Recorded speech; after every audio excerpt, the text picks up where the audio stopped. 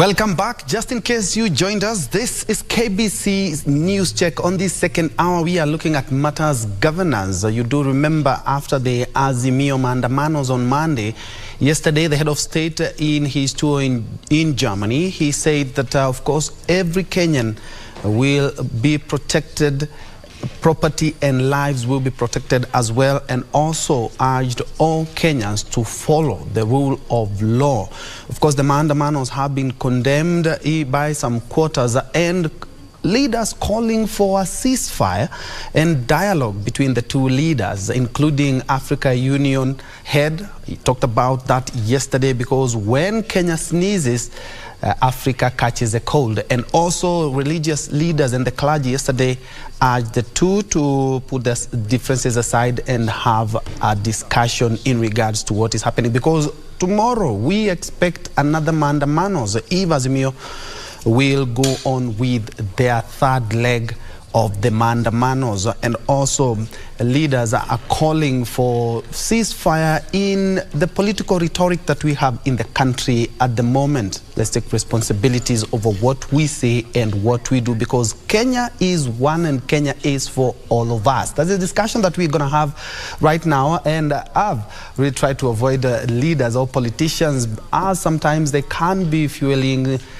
animosity here and there. But we are putting things into perspective with two governance experts, and allow me to introduce them. On my immediate left, we have Dr. Harun Issack Hassan, and just next to him, we have Mwalimu Peter Amunga. Yes. Welcome, gentlemen. Pleasure. Thank you. First things first, we have lost an MP from your region, Kulo Hassan, who is the MP for Barisa in Mandera. Yeah, thank you very much, Ben. This morning we have woken up with sad news where one of our member of parliament, specifically member of parliament from Banisa constituency in Mandera County, lost his life as a result of an accident that occurred 3 days ago, and he was hospitalized and undergoing treatment in Aga Khan Hospital, where he succumbed to those injuries. Kulo Hassan is one of the second-term MP for Banisa constituency, and he's one of well-respected leaders, particularly politicians, member of parliament, who is down to earth in his constituent and the larger county. And we are sad, and we, as we say in our Islamic faith, we lost him in a very holy month of Ramadan. We pray for him. May his grave widen. Allah widens for him. And we always say that inna lillahi wa inna ilayhi raji'un. We come from God and we go back to Him. And we wish the family that during this time of difficulties, we wish them patience. And I know it's very painful, and we pray for them. Mwalimu, you want to weigh in on that? Just a minute. No, I think Dr. has put it so well. Pole sana to the family. It is a time when in Kenya we wouldn't want to hear that kind of news, but it has happened. And the fact that it happened because of a motorcycle accident, somebody hit him, and we are told it was a hit-and-run incident. It's very unfortunate. Our roads sometimes can be very scary. We urge our border riders and people who use our roads, let us be courteous, and let us think about other people. Let us be mindful of other people's welfare.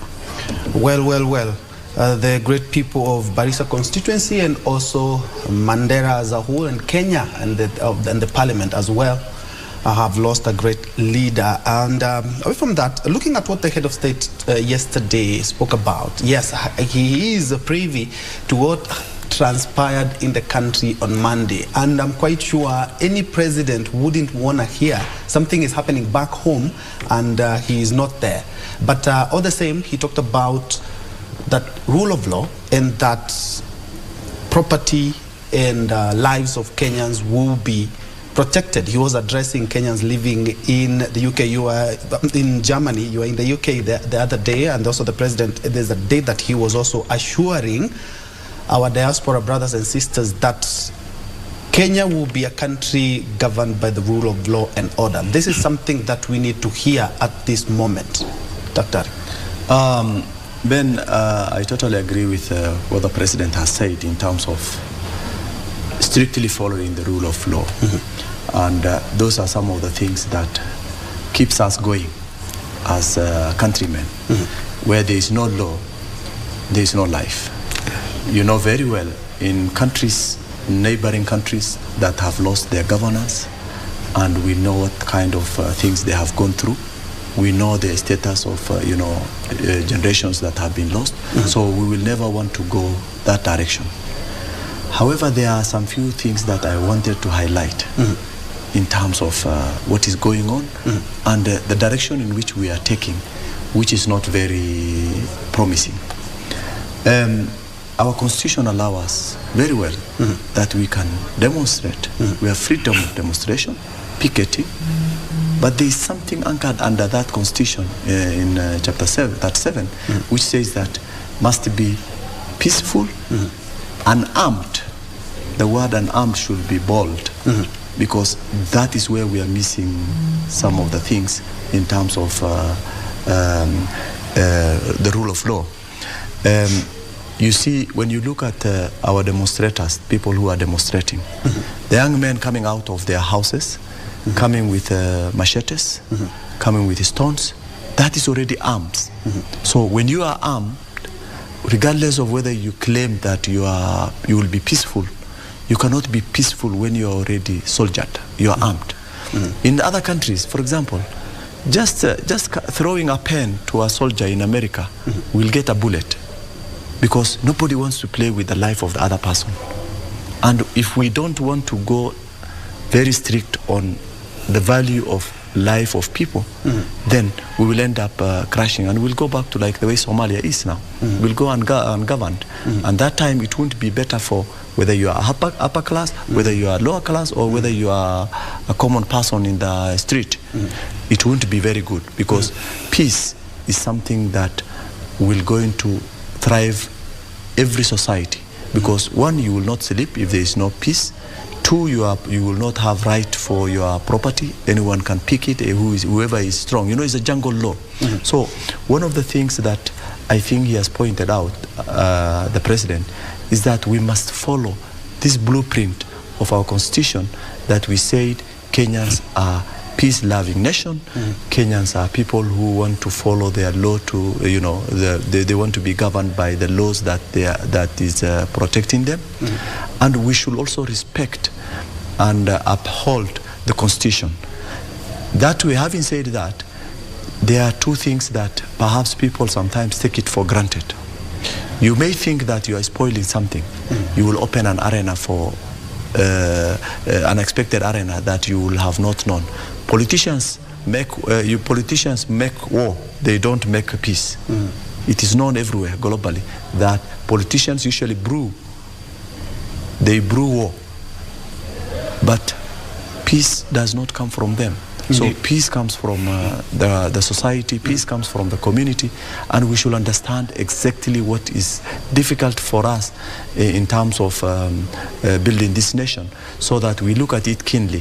For example, there are two things that currently is being advocated so much into the demonstration as a demand from the opposition.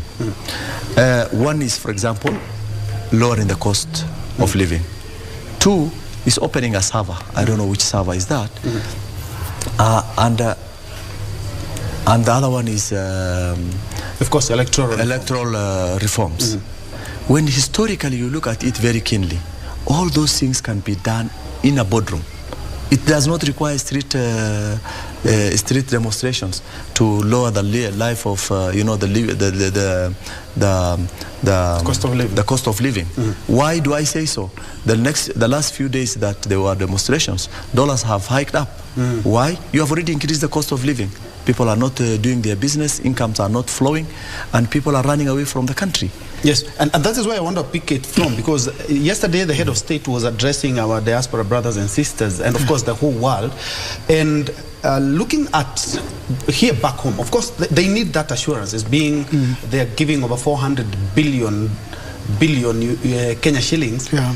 And looking at the stock market, which has a lot of external investors. I remember yesterday I saw an interview where the CEO of the Nairobi Securities Exchange, Kitoni was talking about 8 billion shillings in investment that some of the investors had to pull out, and so the NSE had a hit. And he said we really needed to curb this now before we incur huge losses. And as Doc has talked about, look at the shilling where it is right now. The president's sentiments yesterday, bearing in mind he's a symbol of national unity, is a very important message. And that is where the bottom line is. The president, people just didn't wake up and invade the farm of the former president Uhuru Kenyatta. There must have been some plan. There must have been some intelligence that something was going to happen. You see, it is not right as a president or anybody else to cry foul after things have happened. You know, what needs to be done is that as a president, as a leader, you take the reins, you take the instruments of power that you've been given to rein in anything that may bring anarchy, anything that may bring that may disable our nation, our economy. As a president, the president needed to have acted earlier, because we can tell, and I can say it without any fear of doubt, that prior to the invasion of the Kenyatta farm on Monday, there were statements that had been released by leaders. Some of them very powerful leaders in this government. They stood in a church, and one of them said, if this and this happens on such and such a time, we shall invade your farm. One of those leaders even went ahead, a CS in this country, a minister, went ahead and wrote on his social media Twitter page and wrote some words that implicated that there is something we are going to get, something, and we know about it. And we know about it, that we are aware. A communication expert, a person who works like me in communications, and who is right now has been nominated as a CAS in charge of communications. My friend and my brother Dennis Itumbi tweeted on his Twitter account and wrote Northlands a day before these people invaded. Those kind of words are not words that just can go out unnoticed. It means something was cooking, something was happening. By the time this invasion happened on the Kenyatta farm, we are informed that our police, and Daktari has quoted that we are a country ruled by law. Even me personally, or even where Daktari comes from in is it Mandera? Yes, Mandera. I want to tell you, Daktari, if somebody invaded your camels this morning, or if somebody went for I have some few cows in the village in Kakamega, if somebody went for my cows today and the area chief called me and said, or even somebody called me, the people working my farm called me and said, there is a problem on your farm, people have invaded your farm. I want to assure you, a policeman will land in my farm. I'm not a very big person. I don't command a lot of respect in this country, as maybe the former president Uhuru Kenyatta does. But a policeman, I want to assure you, a policeman will arrive on my farm. Maybe in 2 hours, maybe 3 hours, but somebody will arrive on my farm to check what's happening. I am surprised, and many Kenyans are surprised, that 24 hours later is when policemen were able to reach President Uhuru Kenyatta's farm, or former President Kenyatta's farm. We don't take it just that it must have happened like that. There must have been a plan. And that is what we are urging President William Ruto. Now take over the control of this country. Don't allow, as a president, your ministers, your communication experts to write, to incite, to say words that may bring us a problem as a country. Sudan, the country called Sudan, the revolution in Sudan, what has changed Sudan up to today is not even stable. Somebody went on the street because of bread. Bread increased their prices. Bread went up. The price of bread went up. And that is what brought Sudan down. It is true that in demonstrations as a country, we are allowed to picket and to demonstrate. It's not very true. But what was happening on that farm along Thika, or is it somewhere in the Northlands, was not about demonstrations or picketing. People went there, not they were going to demonstrate. They went there to steal.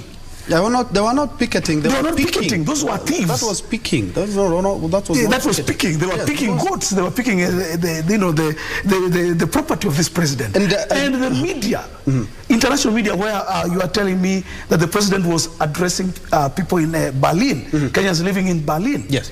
Let me assure you, I was that day on TV. All international media houses did not talk about the Maandamano in Kibera or Maandamano in Kawangware. They concentrated on what was happening on the Kenyatta farm. Why? Because Kenyatta is a name. It's a name that fought for independence in this country. It's a name that commands respect across the world. Every camera in this world went to the Northlands. That is where they were concentrating. It's no longer about the demonstrations. It's about anarchy. And one of the headlines in this country, was it today or yesterday, read, "Stop this anarchy, stop this madness." And the only person who can do it is the president. Good. And still on the same, I remember the Right Honorable former Prime Minister Raila Odinga said that he has no beef with the police, but the person who is supposed to be guiding the police, he has issues with, because he talked about 24 hours later, and during the Maandamanos, we had police everywhere. Every corner. You cannot explain that, and of course, no arrests have been made. So he raised concerns into how these demonstrations are being protected, because Article 37 is talking about picketing and demonstration, and talks about the police should provide security to demonstrators for the peaceful demonstrations. Right. And he went up there.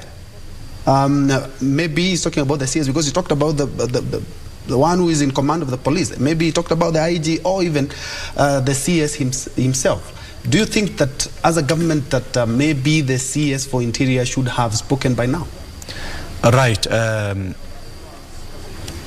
would like to begin from a different perspective in addressing that, because there are a number of issues that I think in normal circumstances we don't pick it positively.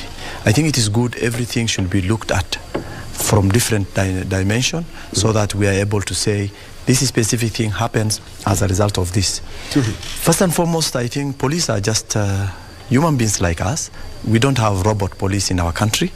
And you know very well there was massive demonstrations everywhere in the city. Every other part of every corner of the city, perhaps there were police officers who were manning those areas. But two things emerge when some things happens, is when people like talking about it so much. One, do we have our police officers doing their work in the right manner? Do we facilitate them, or we always condemn them? Why am I saying so? If a policeman pushes a demonstrators who are looting, in essence, there are people who are carrying machetes. They were carrying machines that cutting, those machines that are used for pruning trees. And a policeman has a gun, and he's not able to use his gun. What happens? He's a father of someone, he's a mother of someone, he's a son of someone. He will keep observing, because that is massive looters who have come out to loot. And when people are looting property, they don't remember anything else. They only see the property. But a number of things that has happened is not rightfully observed. One, I think it was wrong for the police or the commanders of the police not to mention or respond appropriately on that demonstrators or the looters. We call them looters because they are never demonstrators, those ones. Because the demonstration was going on somewhere else, where even the leaders of the Azimios were. Kindly hold the thought. You were mentioning something very closely related to what she's talking about. Yeah, first and foremost, I think she has put very well part of the, areas that each and every person always pick in the Constitution in regards to the current situation. The only thing that perhaps I will have mentioned is that sometimes we don't balance the situation. We have this happening. We have, I mentioned, like, for example, the police. At what point a police officer is supposed to use his weapon? Because if a demonstrator is already armed, and the thing and the Constitution says the person should not be armed. and should be peaceful. Are we talking about arms, guns, or are we talking about any crude weapon that is likely to harm someone and cause death, like machetes, stones, you know? So police are stoned. That's already armed.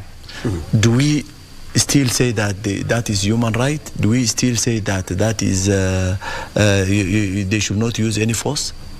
Are we expecting them to go back with injuries into their areas of work, go back home there and nurse their injuries? Or we need to redefine what it means by peaceful demonstration, which I know it is very clear in the Constitution, but when it comes to the reality, it never goes beyond the documented article. Now, if such thing happens, I think the best thing for us is we must define very clearly, and the public should know, the demonstrators should know, when a certain level of threshold level is met, then police have the right to use their weapons. Why I'm saying that is that if there is no fear, I mean, human beings are controlled by fear. The laws you must fear the law, because the law will curtail you, the law will take you to jail, and you will be taken to courts and sentenced for your crime. If people don't fear that, then we will be unruly. But in terms of the incident that happened in the former president's farm, there are two scenarios. One, probably people who knew already the content of that farm, and they were looking for an opportunity to get things, to get those resources which are there, and yet they are missing. Because look at this, what we have gone through the last few months. Drought has been there. We have been going through a lot of starvation. Cost of living has gone high, and people are going without meal. And if they hear that there are demonstrations going on this other side of the country, and the police are concentrating on the demos, the main demos, because what happened in the first day when they came to Isli, or when they came to part of the town, they looted many shops. Kisumu, you hear there are a lot of supermarkets which have been looted.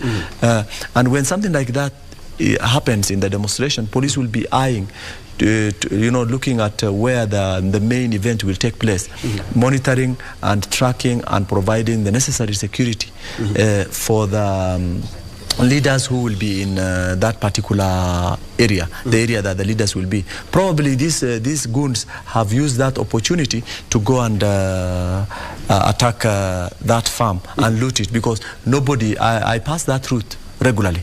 Every time I want to go to Thika, every time I want to go to my homeland, I've never known there are animals inside there. I only see the forest. So these are people these are people who knew that place. And are you disturbed by the fact that there is no leader, despite the fact that we have seen leaders over and over again in the last couple of months talking about a lot of issues, more or less animosity? They haven't even recorded a single statement. I need to say something. I think before Malimu you pick, I think I need to answer that question, which is, leaders are individuals, and everyone should carry his own cross. Meaning that there are some leaders who have uttered some things which will cause tribal clashes. We don't want to go back to where we were in 2007. None of us will going to accept.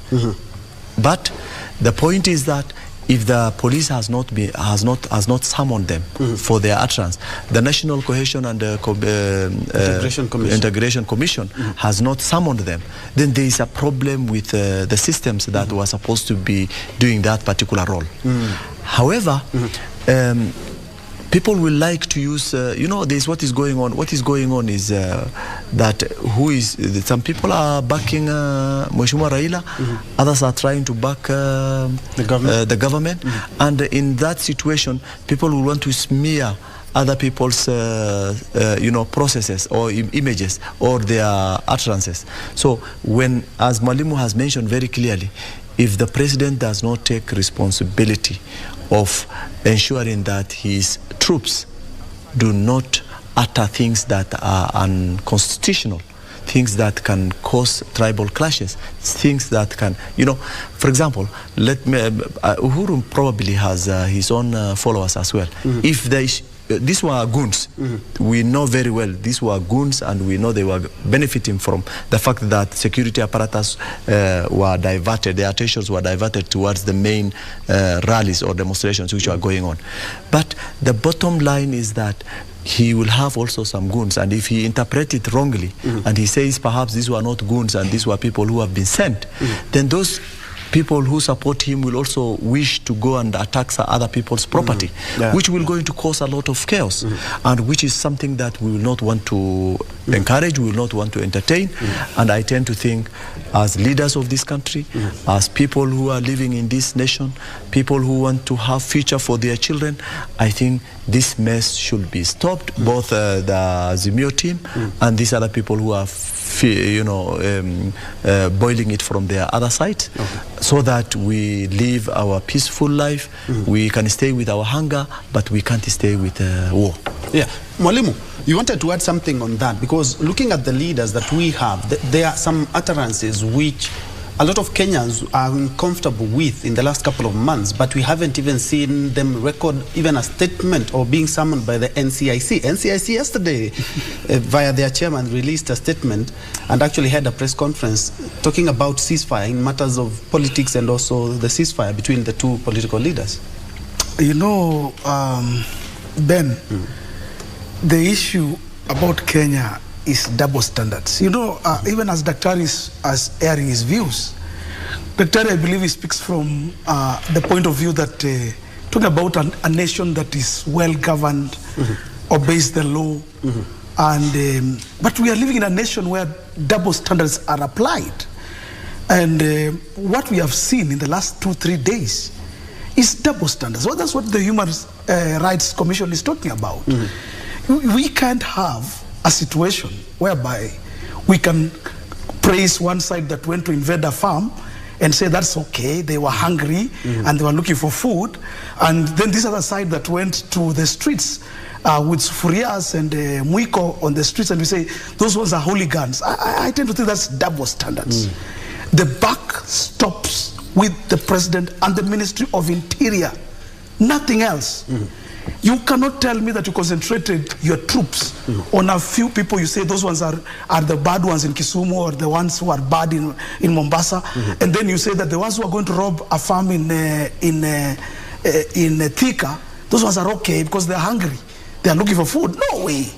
We are saying, as a country, there has to be rule of law, and law does not, law is not a respect of one person or the other. Wanasema kwa Kiswahili, sheria inakata nyuma na mbele. What we needed to see and we need to hear, and I'm saying it on national television, by now, it's not to be Mwalimu here condemning issues here.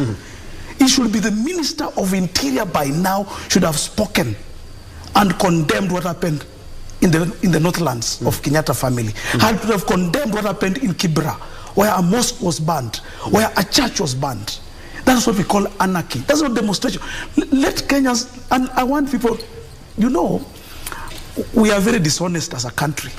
We like shifting blame, and now we want to call it demonstration. What was happening was not demonstrations. It was anarchy. It is lack of disorderliness.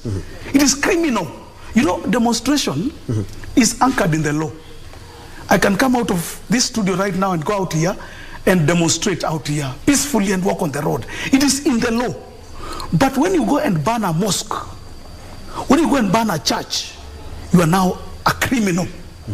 We expected to hear, where are these people who did those kind of things? Where have they been taken, arraigned in court? They are known. Let me tell you, if I pick your phone, or you pick your phone right now, people have already identified those goons who went into the Kenyatta farm. One of them, I know him, I was with him in school, in Yeri High School. I know him. And I've sent those words to DCI. I've told him I know this guy. Yet DCI has not even responded to my text, even to my tweet, saying that I know this guy was in that farm. He owns a power saw in a timber yard in Karatina. I know him. But they haven't responded to that, and that is something that is bringing a lot of issues. That's where the tension is coming from. To the government, because we expect accountability in any way you look at it. Yes. If at all we are being told how the security operation is going on in North Rift and also in some parts of Samburu and Laikipia, then we also need to be told the current situation when it comes to demos, because these demos, I believe, they are also as damaging as the cattle rustling that is going on up there. So we need an update of what is going on. We need to see some people arrested. We need to see some people arraigned, and we need to see the NCIC and all these other stakeholders. In fact, I was just going to speak something about that. I was going to say that, you see, what the seriousness of this matter is that as a country, we are also facing banditry up in the north. And when we have lawlessness happening around Nairobi here, near the capital city, and we know very well in the north we have deployed our forces, we have deployed, including our army, to go into those areas to help us stop banditry. And yet on this very national television, once in a while, we watch on TV here that people from Samburu, people from Pokot, from Baringo, they come on TV and say that, yes, we hear this army here coming, but we're still being killed. We are still being, our properties are still being destroyed by the same bandits that we're being told that are being taken care of by the government. I want to say this. The problem, the difference between Kenya and, say, South Africa, we saw maandamano in South Africa. We saw demonstrations. Julius Malema was leading a demonstration in South Africa. And we saw the police were escorting the demonstrators along the road. In fact, they were even dressed in uniform, all those demonstrators. And they were walking peacefully along the road, and they were heading towards where they were going. The difference now with our Kenyan demonstrations is that in Kenya, we still are guided by the 1950 law. The laws that govern our police, the ones they use, the Public Order Act that we use as police, is that one of 1950 when we had Mau Mau. It has never been changed. We still believe that as long as anybody goes on the street, he's a person who is out to cause chaos and anarchy. As a country, we still believe that our laws treat demonstrators as people who are going out there to loot and to destroy. I have been a teacher in Kenya National Union Teachers of Kenya National Union of Teachers. We as workers, whenever we have gone on the street, we never go to loot. We go maybe to demand a salary. We go maybe to say that we want a pay hike. We have always been tear-gassed. Not because we have done anything wrong. We have not looted. We've only gone there to look for our right. But we have always been dispersed by tear gas. Why? Because the 1950 Act that was put in place has never been changed. Dr. you want to add something with that in regards to how we are observing the rights of Kenyans? I think Mwalimu has taken things out of proportion in terms of what I said. At any one time, I have not accepted any individual to go and loot other person's property. That is not the thing. What I'm trying to bring out is that, as he has put it rightfully, South Africa people demonstrate in a very civilized way. We are not civilized. It's not the police. I think he is putting a lot of weight on the police. I don't think so. The beginning of all the anarchy we are talking about, one, utterance of the politicians, two, the followers of those politicians who are demonstrators. In civilized society, Mwalimu, people go to a park, for example, Uhuru Park. Everybody assembles there, and everybody is confirmed that he is not armed. Then from there, they start making their move. Look at how South Africa has done it, very, very systematically, in a very civilized manner. Now, ours, one comes from the other side carrying a stone, the other one carrying machetes, others are screaming. It is not demonstration. That is called hooliganism. And when people are doing hooliganism, there is no way police can be blamed. Police should be in a position to suppress those hooligans, which is done in every other society, including the civilized society, who have told us demonstration should be very much peaceful, which I agree it should be very peaceful and it should be having a right. But one thing that must be very clear is that each and every person in this country has a right, including the police officers, whom most of the time the blame goes to. I don't think if someone should wake up and say, if Mwalimu's son is a police officer or wife, and she goes to the demonstration, she goes and faces the demonstration, he'll be worried Yeah. He thinks that his wife will going to be stoned. He thinks that his son will going to be killed.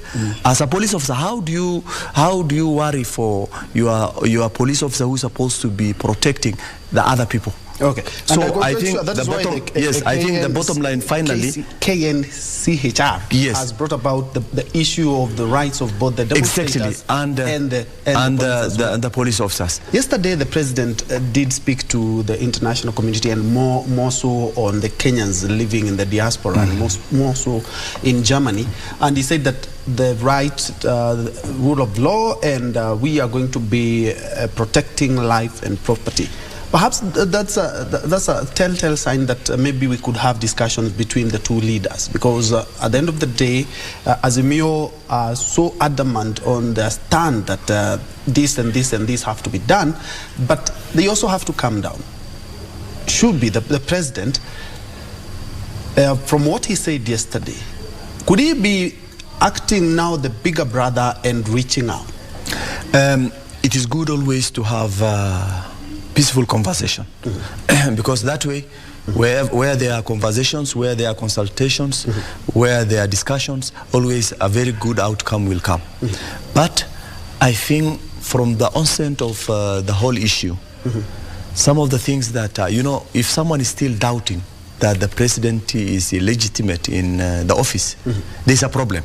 Because legitimacy issues has been resolved by IBC, and then we said IBC was not fair. We went to Supreme Court, and that was a ruling was made. So that way things have already been done in a civilized manner.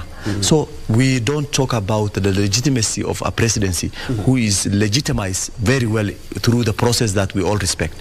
But the other thing, if there are other issues that we need to look at, leaders have to come together and discuss and talk about it. But it's not necessarily that saying President Ruto have to sit with Raila. No. We have a lot of leaders who have a say and who have a common issue on the matters that are going around.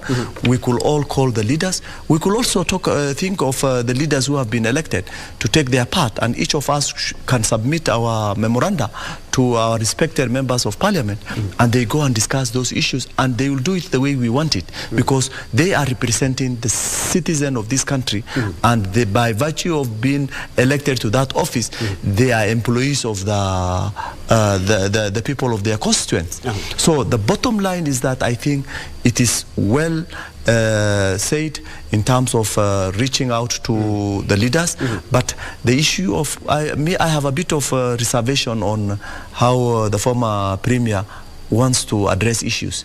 Why? If he's not recognized, then Kenya is not at peace. That way is not a very good thing. The best thing is, as an elder, as a leader, let him do things in a very wise way. Wisdom lies with elders.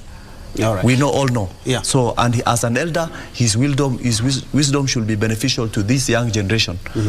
Mwalimu, yes, the head of state, I'm quite sure, of course, everybody is disturbed by what is happening in the country, because we are stagnating, the economy is on its knees, and more or less when we talk about every Monday and Thursday, we cannot be talking about anything good. We have the first one, we went to the second one, they stepped up the violence, and the mayhem that was there was stepped up. We do not know how things will pan out tomorrow. The head of state is expected, I think, tomorrow in the evening. He is the first person to say that the rule of law will be observed, and that telling everyone your rights will be protected. Could be on his way to come back and reach out to his brother?